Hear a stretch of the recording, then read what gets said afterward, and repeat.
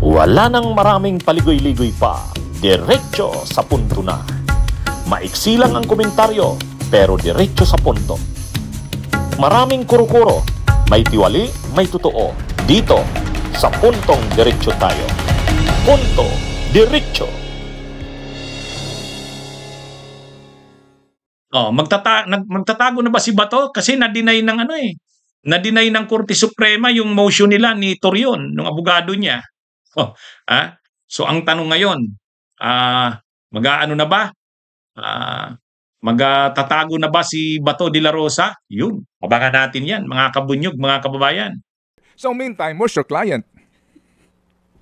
In the meantime, my client with the issue now becoming, so unclear, he wants to be sure kung ano ba talaga, mayroon ba talagang warrant o wala, so that he can be properly guided. But that does not mean that he is in hiding. How do we construe that na he is not in hiding? We've been calling him for an interview. Hindi namin siya hindi sumasagot sa amin eh. Opo, para ho sana makapanayam. So, nasan siya ngayon? Ba't hindi siya ngayon po importante yung session, budget deliberation, ba't hindi siya na-attend?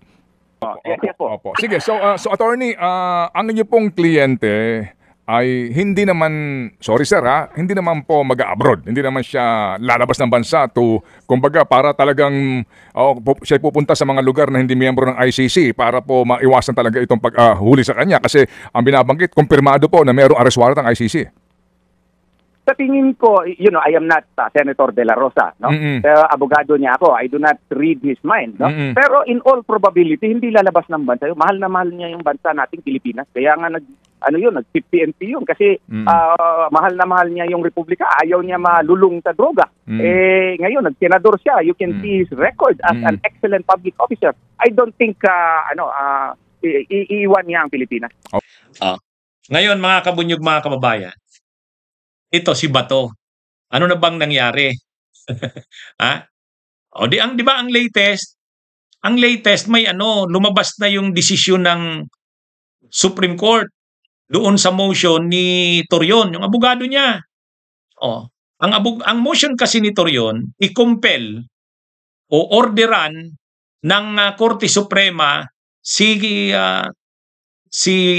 Ombudsman Boying Rimulya na ilabas yung sinasabing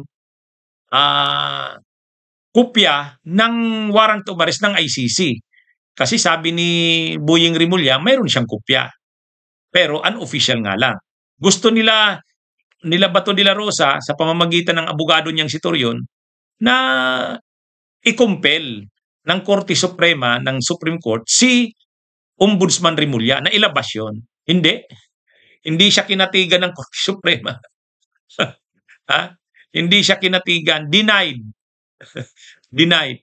O kaya ngayon, parang nakakaramdam na, sabi nila Attorney Torion, dismayado daw sila sa naging, disappointed daw sila sa naging desisyon ng Korte Suprema. Okay.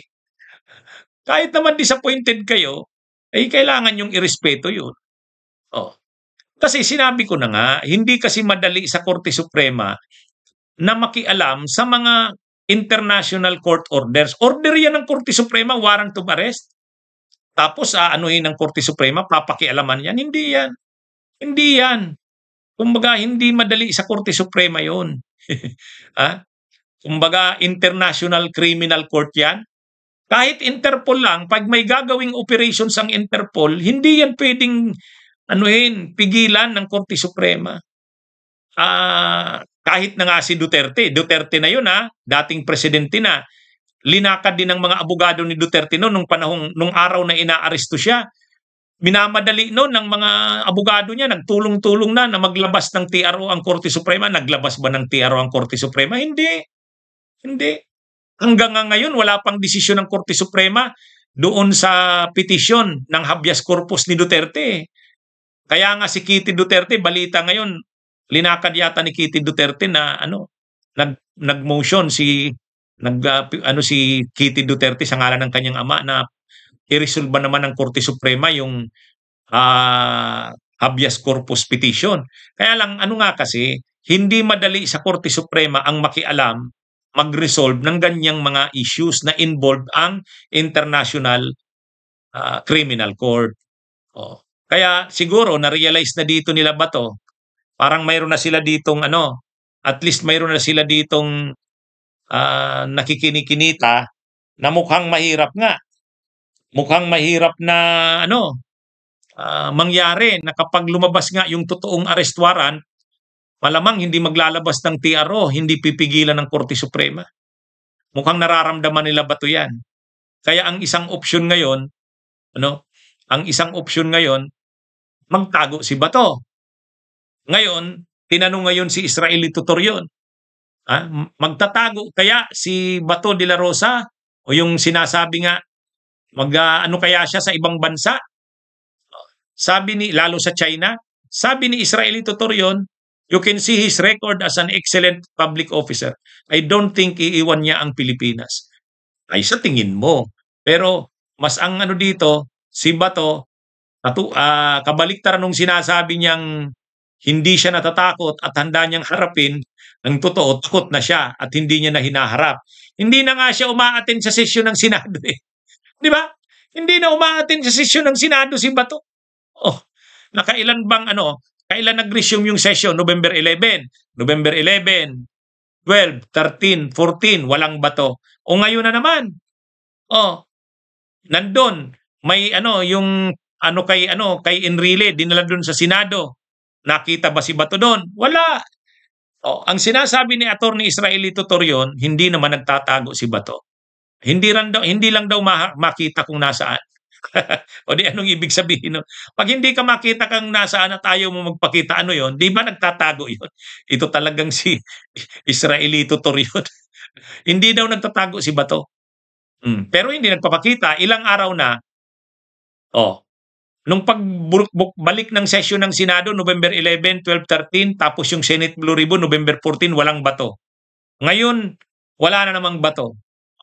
Ang dami ng session yung Senado, Kaya, kung sinasabi ni Israeli Tutorion na hindi magtatago si Bato, nakakaduda yan. Malamang hindi yan. Kasi sinabi rin na Israeli Tutorion hindi niya daw ina-advisean ang kanyang kliyente na magtago sa Senado. Kasi wala rin daw naman mangyayari doon. Sabi yan ni Torion, sa bandang huli rin daw, mapipilitan ding sumurinder si Bato kung sa Senado magtatago. O ngayon, kung hindi siya magtatago sa Senado, saan siya magtatago? Sa Davao? Mahuhuli rin siya dyan. Lalo kung si Tory ang kahanap sa kanya. Kaya ngayon, ang lumalabas ngayon, may mga nagsasabing, malamang sa China yan. Malamang sa China yan pupunta. Malamang sa China. Kaya lang, sabi ni Torion, hindi daw tatakas papunta ng ibang bansa kasi ang karakter daw ni Bato, hindi iiwan ang Pilipinas. Hindi nga kaya? Hindi nga kaya? Kayanin kaya ni Bato ang magtago ng magtago? Mahirap yan. Alam niya na madali siyang makilala, madali siyang matuntun. Baka nga kahit ngayon mayroon ng sumusubaybay sa kanya At totoo lang. Baka mayroon ng nagtatrack ng lokasyon ni Bato para pag lumabas yung arrest warrant, dadamputin na lang siya, bubulagain na lang siya. Pwede 'yun.